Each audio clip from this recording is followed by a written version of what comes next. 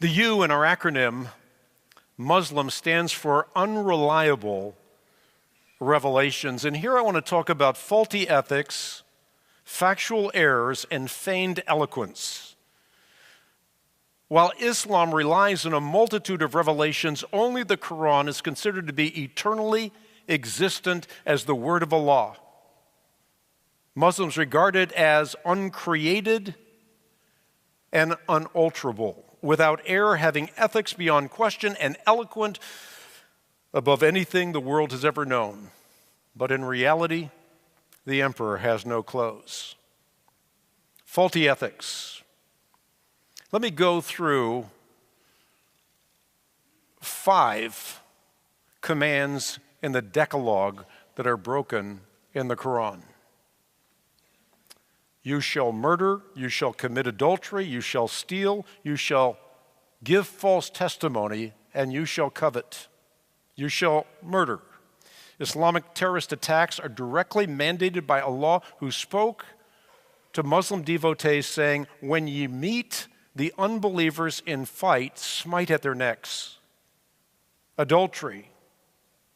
From the beginning, Allah has provided all Muslims with the divine sanction of having adulterous sex with captured females.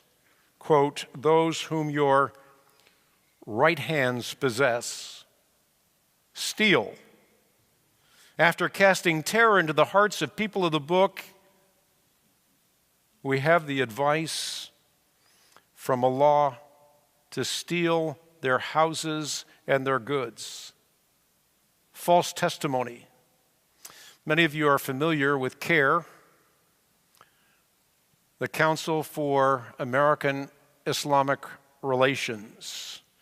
And they populate the media, and they have mastered the art of telling the truth, but not the whole truth. Their goal is always the same, to conceal from disbelievers dogmas they would otherwise find abhorrent. So, for example, following the Muslim murders in Paris, Osama modified the words of Quran 5, and Osama just happens to be one of the spokespersons, Quran 5:32, to make it appear to be the very epitome of peace and tolerance, and then disregarded the very next verse altogether. Here's the next verse. The punishment of those who wage war against the law and his apostle and strive to make mischief in the land is only this, that they should be murdered or crucified, or their hands and feet should be cut off on opposite sides, or they should be imprisoned. This will be a disgrace for them in this world, and in the hereafter they shall have a grievous chastisement. Covet. The God of Islam permitted Muhammad to lust after all the wealth and the women of the Arabian Peninsula. He coveted not only their wives, but their manservants, their maidservants, their oxen, their donkeys, and anything else he could get his hands on. That's what I'm talking about when I talk about faulty ethics. What about factual errors?